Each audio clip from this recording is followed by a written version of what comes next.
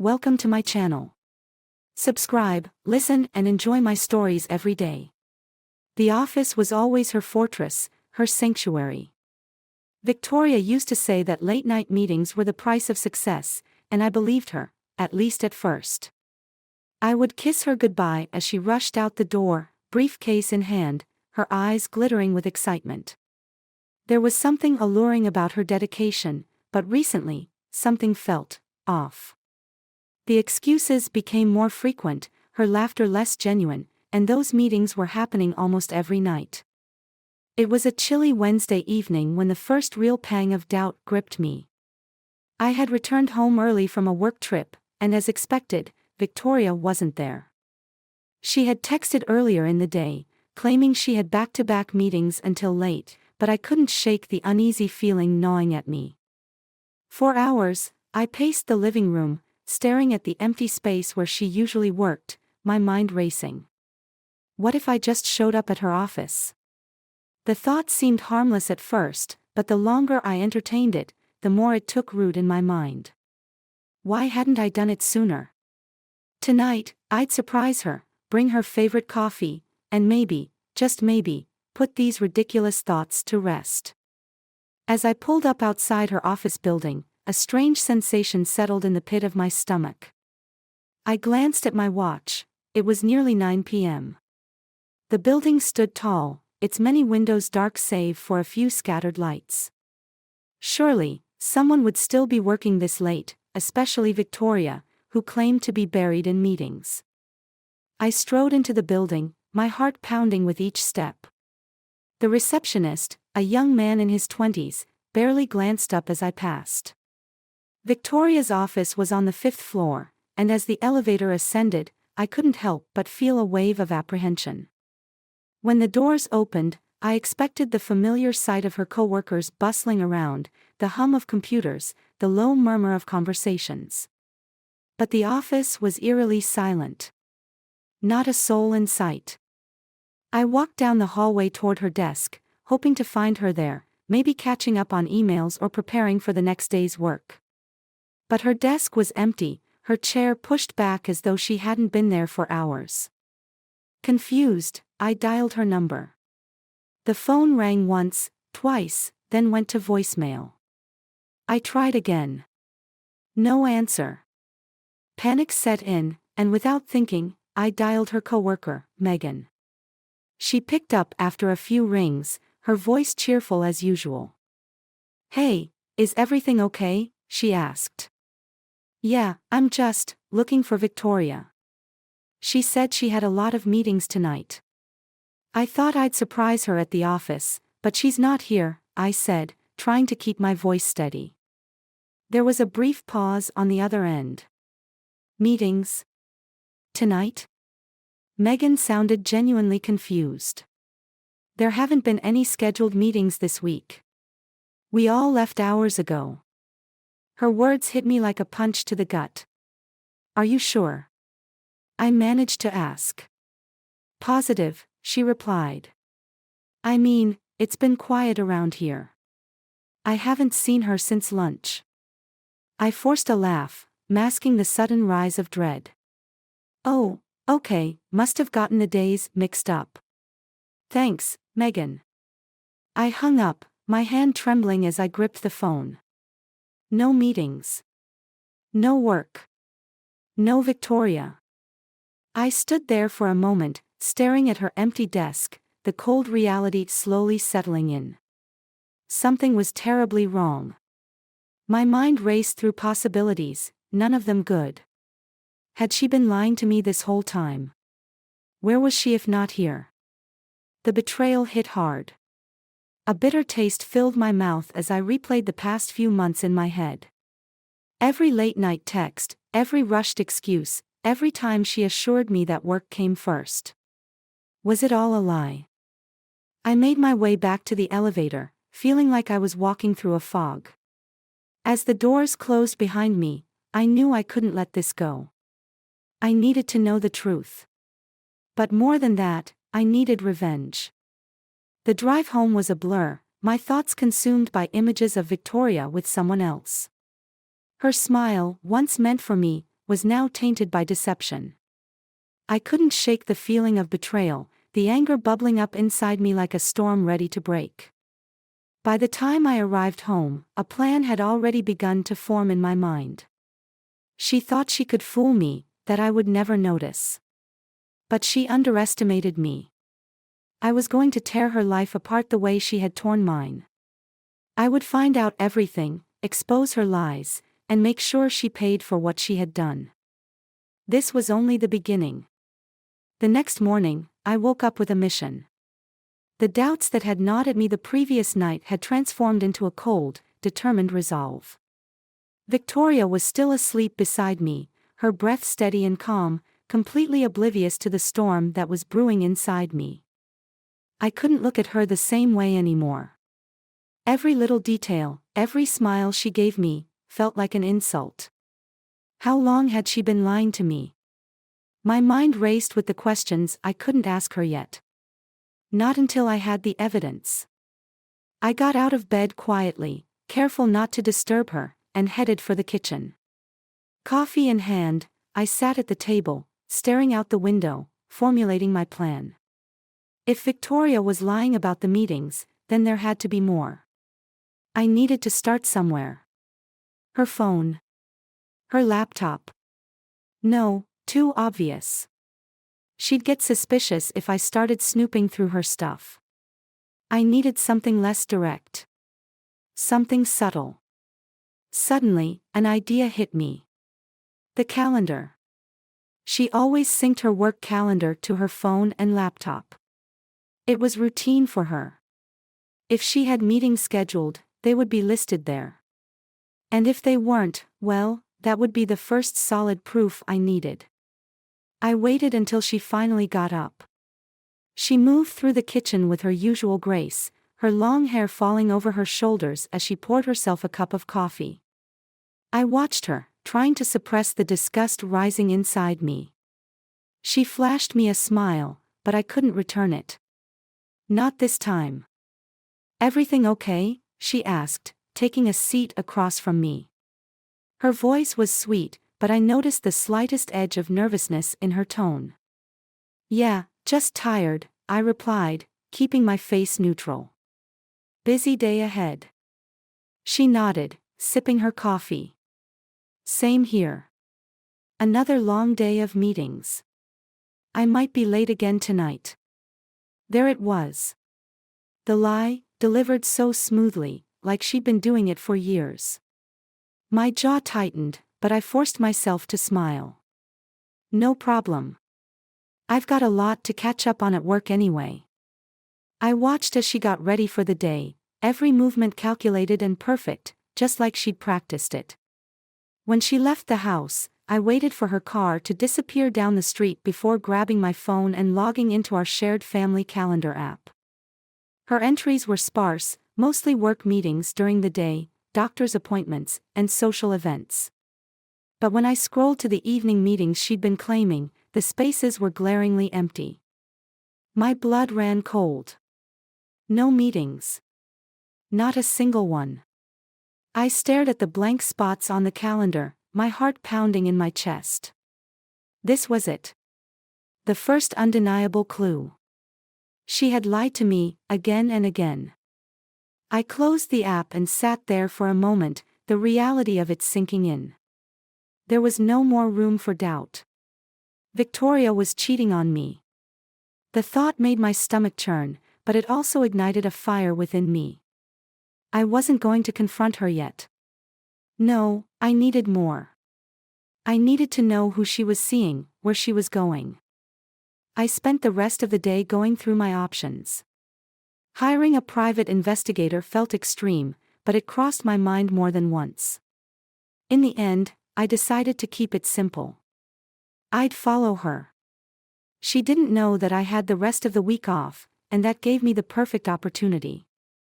That night, as she prepared to head out for her meeting, I played along, acting the part of the oblivious husband. "Don't work too hard," I called as she left, waving casually from the couch. "I'll try," she replied with a wink, her purse slung over her shoulder. The door clicked shut behind her, and I was out of my seat in seconds. I followed her from a distance, careful not to get too close. She headed downtown, driving with the confidence of someone who had done this 100 times before. My heart pounded in my chest as I kept her car in sight, weaving through traffic, adrenaline surging through my veins. Where was she going? After about 20 minutes, she pulled into a small parking lot behind an upscale restaurant. I parked a block away, watching from a distance as she stepped out of the car. My breath caught in my throat when I saw him. A tall, well-dressed man in his early 40s approached her. They exchanged a quick kiss, so casual, so familiar, like they'd done it 1,000 times. She smiled up at him, and they walked into the restaurant together, arms around each other. I sat there, frozen, unable to believe what I was seeing. My wife, the woman I had trusted for years, was in the arms of another man. The world around me seemed to tilt, and for a moment, I thought I might be sick. But then, something else took over. Anger. White-hot, blinding anger. She was in there, laughing and smiling with him, while I sat outside in the cold, her fool of a husband. I needed to act, but not yet. Not here. Barging into that restaurant and confronting them would be satisfying, but it wouldn't be enough. I needed something bigger, something that would make her regret ever betraying me. I watched them for a while longer, my heart pounding in my chest. When they finally emerged from the restaurant, they walked hand in hand back to their cars. She kissed him again before slipping into her car and driving away. I followed her back home, my mind racing with the possibilities. I could feel my heart beating in my throat as I parked the car a few houses down and watched her walk inside. It was almost comical, how easily she fell back into her routine, like nothing had happened. Like I didn't know. But I did know. And now, it was my turn to act. I stayed in the car for a while, the cold seeping into my bones, but I didn't care. Revenge was the only thing on my mind now. Tomorrow would be different. Tomorrow, I would set my plan into motion. The following day, I woke up with a new sense of purpose. The pieces were starting to fall into place, but I knew I had to tread carefully. Victoria was too smart, too calculated. If I was going to make her pay, it had to be done right. I couldn't afford to tip my hand too soon. I went about the morning as usual. Victoria was already up and moving, her usual polished self, a sharp contrast to the cold storm brewing inside me.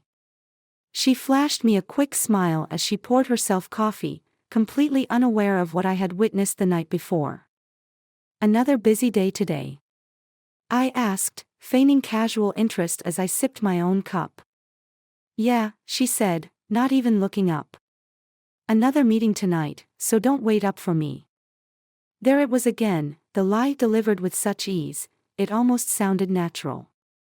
I clenched my teeth, forcing myself to stay calm. I'll probably just grab dinner and catch up on some work myself, I replied, pretending to be absorbed in my phone. She nodded, already lost in her own world, planning her next tryst, no doubt. I watched her leave the house with the same confident stride she had always carried, but now I saw it for what it was, deception, plain and simple. As soon as she was out the door, I started planning. It wasn't just enough to catch her in the act, I wanted to tear her life apart in a way she'd never see coming. I grabbed my laptop and opened the shared drive we used for family documents. Over the years, we had stored everything on there, bank statements, tax returns, even copies of contracts and agreements. I found her work contracts, salary details, and performance reviews. Victoria had always prided herself on her job, and from what I could see, she had recently secured a promotion. Her work life was spotless, at least on paper. But that didn't mean there wasn't room for me to shake things up. A few carefully placed emails, some anonymous tips about her meetings, and I could easily make things unravel. But first, I needed more proof.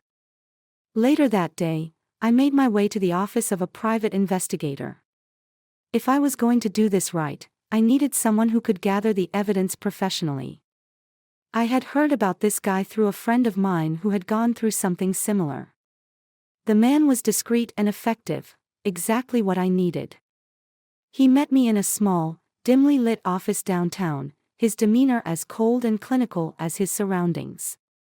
"What can I do for you?" he asked, leaning back in his chair and studying me with a practiced eye. "My wife is cheating on me," I said flatly. "I need you to catch her in the act." He nodded, not surprised in the least. "Any specific details? Times, locations?" I told him everything: her meetings, the man I had seen her with, the restaurant. He listened without interruption, scribbling notes on a small pad. "I can have my team follow her for the next few days," he said when I finished. "We'll get photos, videos, whatever you need."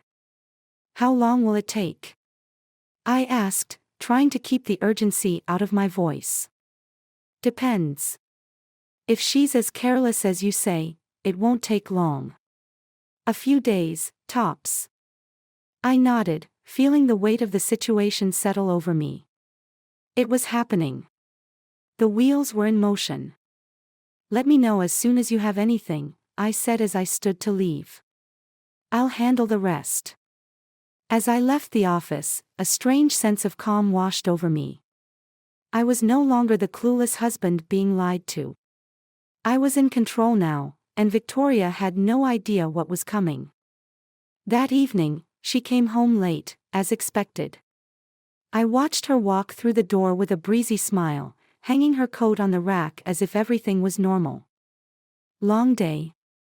I asked, keeping my voice light, though inside I was seething.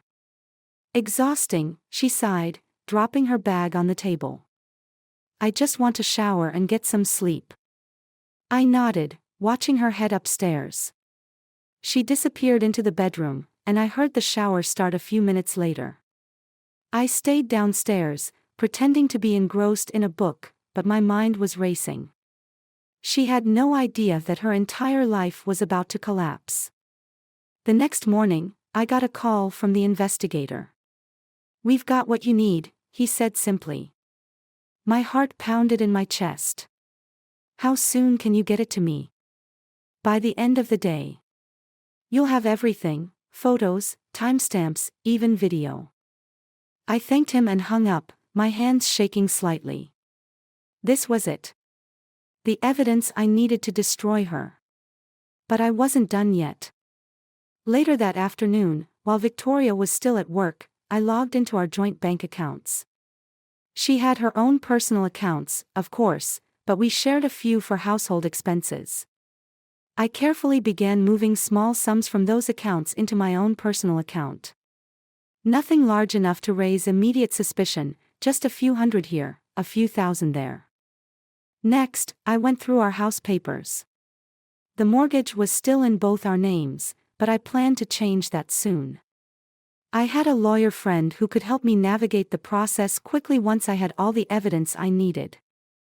That evening, I received the file from the investigator. My stomach turned as I opened the folder, revealing the photos of Victoria with the same man I had seen the night before. They were sitting together at a table, her hand on his arm, her head tilted back in laughter. Another photo showed them leaving together, arms wrapped around each other. The timestamps confirmed everything. I scrolled through the file in silence, my anger growing with each new piece of evidence. There were even videos, short clips of them kissing in the restaurant, their bodies pressed close in the parking lot. I felt sick, but at the same time, a twisted sense of satisfaction bloomed inside me. This was what I needed. The proof. Now, it was time to set the final stage. Victoria came home that night, same as usual, completely unaware of what I had in store. As she walked through the door, I met her with a smile, though it took everything in me to keep it from turning into a sneer. "Hey," I said casually. "I was thinking we could take a little trip this weekend. Get out of the city for a bit. What do you think?" She looked surprised but pleased. That sounds nice, she replied, hanging up her coat. Where were you thinking? Maybe a cabin up north, I said, already planning where I'd make my final move. Just you and me. We could use some time away, right? She smiled at me, completely oblivious to the fact that her world was about to crumble. This was it. The final act was about to begin, and Victoria had no idea that the curtain was about to fall. The cabin in the woods was a perfect choice, remote, private, and far from prying eyes.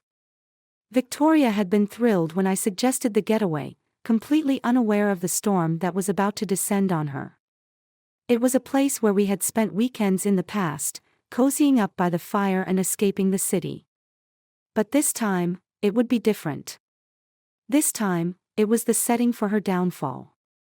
The drive up had been filled with casual conversation, Victoria chatting on about work, oblivious to the truth that had already been exposed. Every time she smiled at me, it was like a dagger twisting in my gut. The betrayal was sharper now, knowing what she had done. But I played my part well, nodding and smiling at all the right moments, the picture of the devoted husband. We arrived at the cabin just before dusk, the woods around us silent except for the occasional rustle of leaves in the wind. It was perfect. No one around for miles, no cell signal, no chance for her to escape. As we unpacked the car, I caught her eye. Let's start a fire tonight. Make it like old times, I suggested, keeping my voice light. She smiled warmly. I'd love that. Inside, I got the fire going while she disappeared into the bathroom. I took the opportunity to check my bag, where I had stashed the folder of evidence. It was all there, photos, videos, proof of every lie she had told me. This was going to be the night it all came crashing down for her. Victoria came back, her cheeks flushed from the cold, and settled into the couch by the fire. I sat beside her, my mind already racing through what was to come. So, I started, keeping my tone casual. I've been thinking about us. About how things have been going. She raised an eyebrow, clearly not expecting a serious conversation. Oh? What's brought this on? I looked her dead in the eye. The late nights. The meetings. They've been bothering me. Her face twitched slightly, but she covered it quickly with a soft laugh.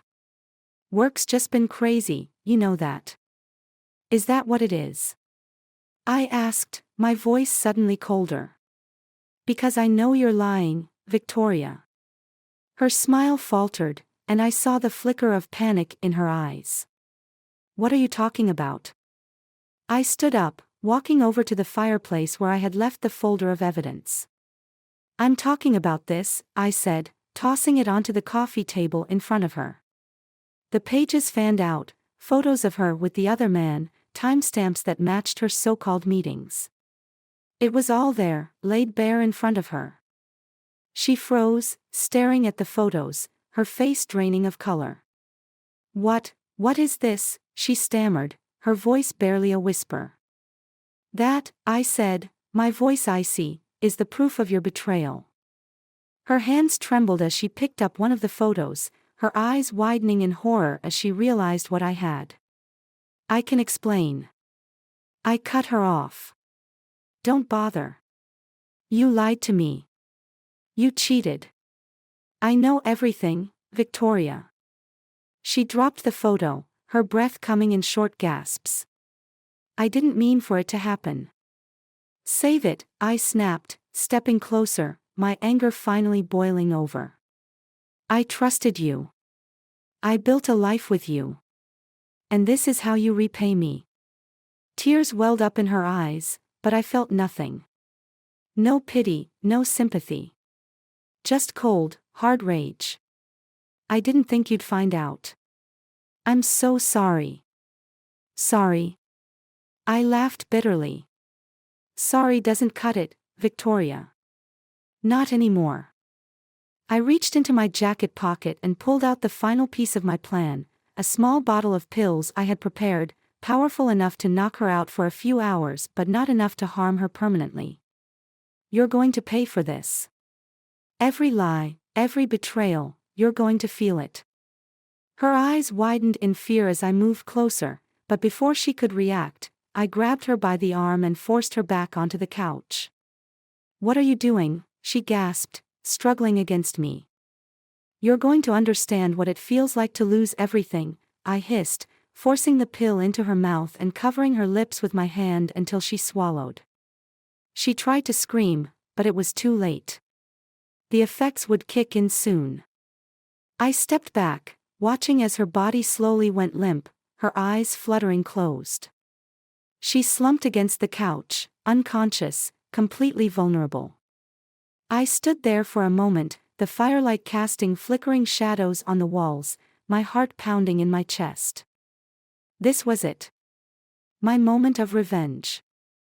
I went back to the car and grabbed the second part of my plan, a pair of Victoria's clothes and her work bag. I staged the scene meticulously, packing her things as though she had left in a rush, scattering a few of her personal items across the room. When she woke up, she would find herself in a completely different reality. I dragged her limp body to the car, careful not to hurt her too much. I wasn't interested in causing her physical harm, no, my plan was far more insidious. I wanted her to wake up in the parking lot of the office, groggy and confused, with no idea how she had gotten there. When she did, she'd find all the proof of her affair, perfectly laid out for her boss to see. Her entire career, shattered in an instant.